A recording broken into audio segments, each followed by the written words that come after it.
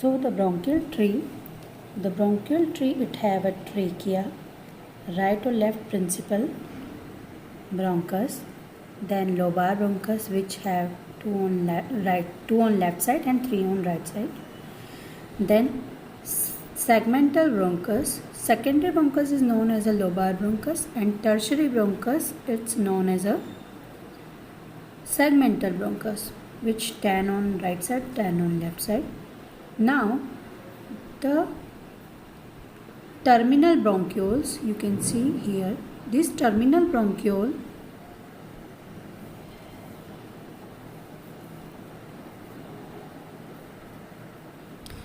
you can see this is the terminal bronchiole. This terminal bronchiole is around 25,000 in number that repeatedly divide and forms the respiratory bronchioles. Now these respiratory bronchiole again divide and form the alveolar duct here and acinus here.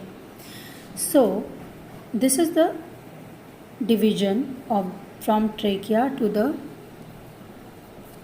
respiratory bronchiole. Now the basis of the cartilage, the bronchi becomes smaller, then the U-shaped bars of the cartilage found in the trachea are gradually replaced by the irregular plates. So in this previous slide you can see this is the U-shaped cartilage or C-shaped cartilage present in the trachea and the principal bronchus that gradually replaced by the cartilaginous plate in the smaller branches or bronchi. These trachea are gradually replaced by the regular plate of the cartilage. Now the smallest bronchi divide and give rise to the bronchiole here. The bronchioles which are less than 1 mm in diameter and bronchioles possess no cartilage in their wall. You can see there is no cartilage in their wall and it is lined by the columnar ciliated epithelium. Now bronchioles becomes much smaller because it divides and give rise to the terminal bronchiole. This terminal bronchiole which shows delicate wall and here no further cartilage have seen. You can see this is terminal bronchiole. Now still smaller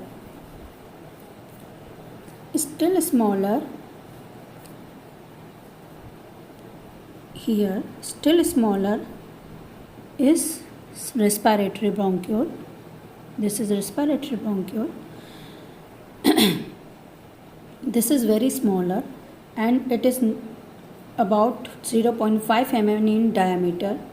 Here in this respiratory bronchiole, gases exchange between blood and air takes place in the walls of respiratory bronchiole. So this is the division on the base. This is the division of the bronchial tree, and on the basis of division and on the basis of cartilaginous we can see the structural presence from trachea to respiratory bronchiole. Now through the respiratory bronchiole, you can see this is the respiratory bronchiole, ends by the branching into numerous delicate thin walled tubular structure is known as the alveolar duct. This is the alveolar duct. Shows no further cartilage but the presence of smooth muscle and elastic fiber. You can see there is a presence of smooth muscle and elastic fiber. From the alveolar duct there are several numerous thin walled outpouching or cluster which is known as a alveolar sac. So you can see this is the alveolar sac, or the alveolar sac consists of several alveoli opening into a single chamber. The alveoli is surrounded by the rich network of blood capillaries, so the gases exchange takes place in the alveoli. So this is the respiratory bronchiole, continue in the alveolar duct, then forms the atrium, alveolar sac and cluster of the pulmonary alveolus which is surrounded by the blood capillaries or rich capillaries network. Now you can see this is the alveolus here pulmonary alveoli surrounded by the rich blood capillaries. The pulmonary alveoli is the basic structural unit of the gas exchange in the lung. Due to the presence of the alveoli, the respiratory bronchioles are involved both in air transportation and gas exchange because the alveolus is surrounded by the rich network of blood capillaries. Here you can see this is the pulmonary vein, intersegmental vein. This is pulmonary artery.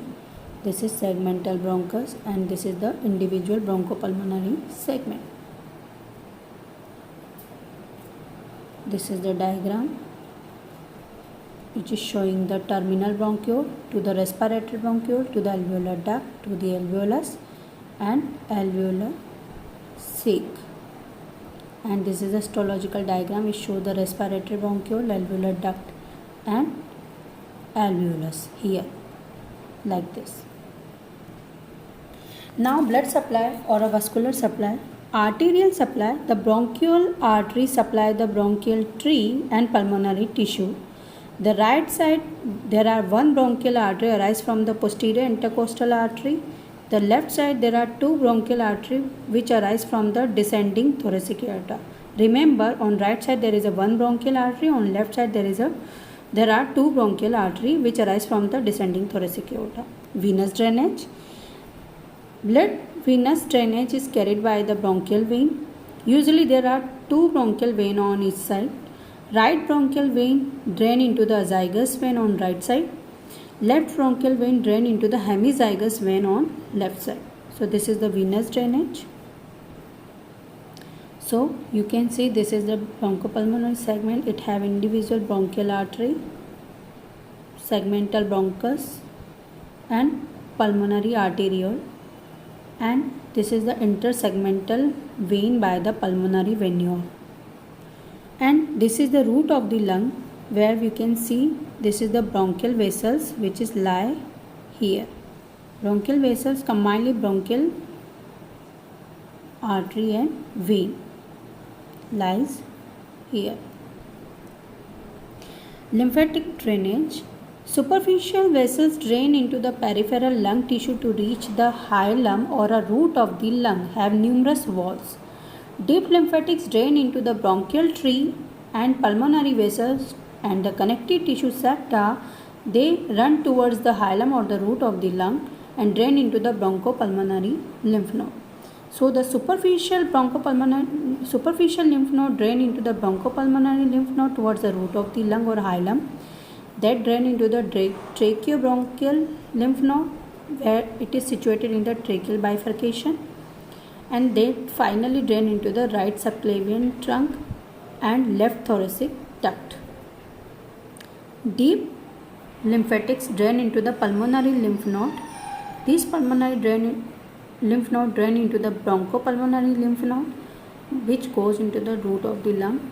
Then it drain into the tracheobronchial lymph node which is situated where the trachea bifurcate, and that finally drain into the right subclavian trunk on right side and left thoracic duct. Remember, alveoli have no lymphatics around them. Alveolus haven't got any lymphatic channel. So you can see towards the root of the lung, this is the root of the lung on right side and left side, that there are presence of bronchopulmonary lymph node. These bronchopulmonary lymph node drain into the tracheobronchial lymph node where the trachea bifurcate. Nerve supply. Anterior and posterior pulmonary plexus. The pulmonary plexus is the autonomic plexus from pulmonary branches of vagus nerve and sympathetic trunk. It supplies the bronchial tree and visceral pleura. Nerve supplied it is by the anterior and posterior pulmonary plexus which is lie in the root of the lung. Parasympathetic supply it is a motor to the bronchial muscle, stimulate cause bronchospasm. It is secretomotor to the mucous gland of the bronchial tree. Sympathetic nerve derived from the second to fifth sympathetic ganglia. These are the inhibitory to the smooth muscle and glands of the bronchial tree. So it is majorly supplied by the pulmonary plexus, parasympathetic it's motor to the bronchial muscle, and secretomotor to the mucous gland. Sympathetic it supply inhibitory it is inhibitory to the smooth muscle and gland of the bronchial tree, derived from the sympathetic ganglia. You can see this is the root of the lung on right side and left side. Here this is anterior and posterior pulmonary plexus. Here this is anterior and posterior pulmonary plexus. Now important fact which is very important characteristics of the bronchopulmonary segment we should know about it. Every bronchopulmonary segment have a segmental bronchus, segmental artery, lymph vessels and autonomic nerves. The pulmonary artery accompany the bronchi. They lie dorsolateral to the bronchus. Thus, each segment has its own separate artery. The pulmonary vein do not accompany the bronchi or pulmonary artery. They run in the intersegmental plane. The segmental vein lies in the connective tissue between the adjacent bronchopulmonary segment or a septa. So, each segment has more than one vein. So, it should be noted that bronchopulmonary segment is not a bronchovascular segment because it doesn't have its own vein. So you can see this is one bronchopulmonary segment, this is another bronchopulmonary segment, this is intersegmental plane. It have segmental bronchus, segmental arteriole, bronchial artery and intersegmental vein or vein. Now clinical anatomy. First of all, segmental resection. The segmental resection you can see usually the infection of the bronchopulmonary segment remains restricted to it, although the tuberculosis and bronchogenic carcinoma may spread from one segment to the another. During the segmental resection, the surgeon works along the segmental vein to isolate the particular segment. Because in this previous diagram, you can see we can isolate particular segment during the follow of the segmental venule course. The segmental resection with minimal destruction to the surrounding lung tissue. You can say this is the segmental resection. Angle of carina. Carina is a hook shape. Carina is a hook-shaped process projecting backward from the lower margin of the tracheal ring. It helps to divide trachea into two primary bronchi, right and left bronchi. The right bronchus makes an angle of 25 degree with the trachea and left bronchus makes an angle about 45 degree with the trachea. So, this angle is known as the angle of carina.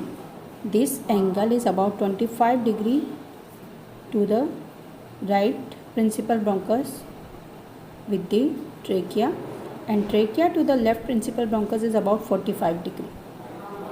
So, what is the importance of this angle? The foreign body mostly descend into the right bronchus because it is more in line with trachea and more vertical because it have minimal angle. So it descends into the right bronchus that it is wider and more vertical in line with trachea than left bronchus. And large lymph node present in this area may distort the carina. So this is the importance of angle of carina here.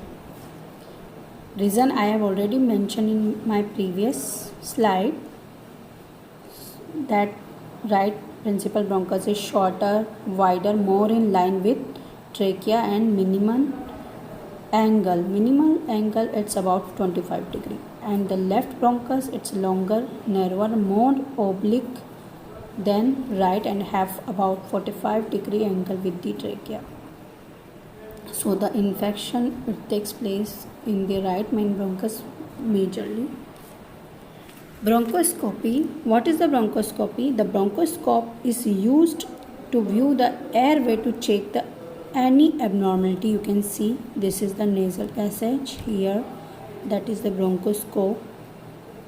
This bronchoscope we can enter here in this lung, and when we enter this bronchoscope in the lung, first of all we see the entire trachea and carina. Then secondly, towards the bifurcation we see the left or right main bronchus, because this is the carina angle here, second view of the bronchoscope. And when we goes to the third view, we goes to the right upper lobe, we see the 3 segmental bronchi opening here, because in the right upper lobe that have 3 segmental bronchi, apical, posterior and anterior. So this is known as a bronchoscopy. This is all about the bronchopulmonary segment. Thank you.